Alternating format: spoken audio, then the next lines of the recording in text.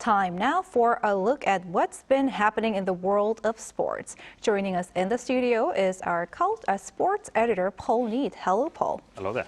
So let's first start with football. So Hwang Ui-jo is back in K-League. The Korean international striker has signed a short-term loan deal with FC Seoul.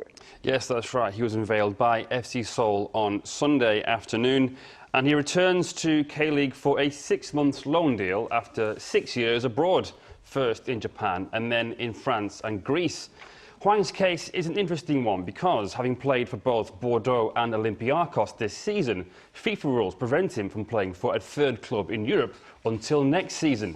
Had he not have played the 20 minutes over 2 games for Bordeaux in the summer, Hwang would have been free to return to parent club Nottingham Forest in the English Premier League or move elsewhere in Europe. But because he did play in France and then in Greece on loan, this meant that if he was to carry on playing between now and the summer, he would need to move to a club in Asia or America. He had interest from MLS in America, but chose K-League and FC Seoul. After a disappointing spell in Greece, Hwang has said he hopes that his time with Seoul can be of benefit to both him and the club. And sticking with football, it continues to be a great first season in Italy for Kim Min-jae.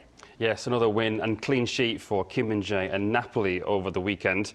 They beat Spezia 3-0 at home on Sunday and sit 13 points clear at the top of Serie A, putting them on course for a first Scudetto since 1990. Kim Min-jae played the full 90 minutes and helped Napoli onto what was their 5th win in a row in the league.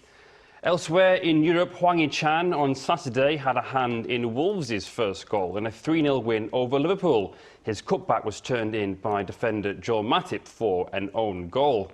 But unfortunately, Hwang had to go off after 42 minutes due to an injury. Meanwhile, Son Heung-min on Sunday played most of Tottenham's 1-0 victory over Manchester City. Harry Kane scored the game's only goal and, in doing so, with what was his 267th goal in Tottenham colours, broke the club's all-time goal record, set previously by Jimmy Greaves over 50 years ago.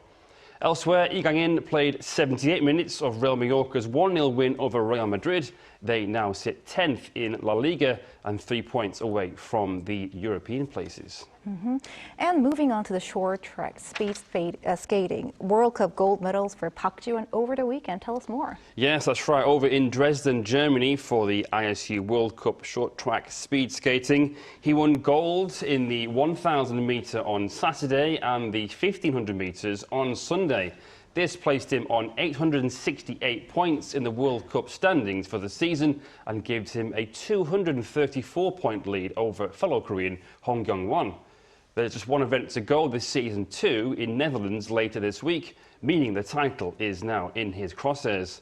Park also won the overall World Cup title in the 2019-2020 season. Meanwhile, Kim Gil-lee on Sunday won the women's 1,500 metre gold. Shim Seok-hee won bronze and Chae Min-jung won bronze in the 500 metres.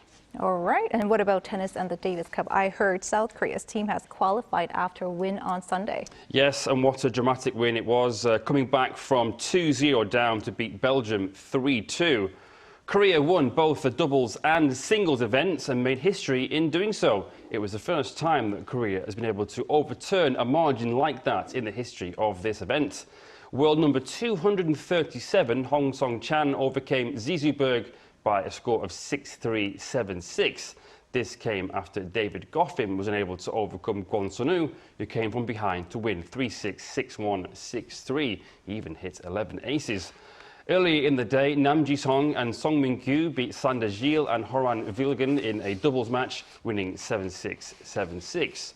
The Davis Cup is essentially a knockout World Cup of team tennis and is part of the ATP Tour calendar. The group stage will begin in September this year. All right, that was our Paul Need, our sports editor. Thanks for the roundup. See you next week. Thank you. See you.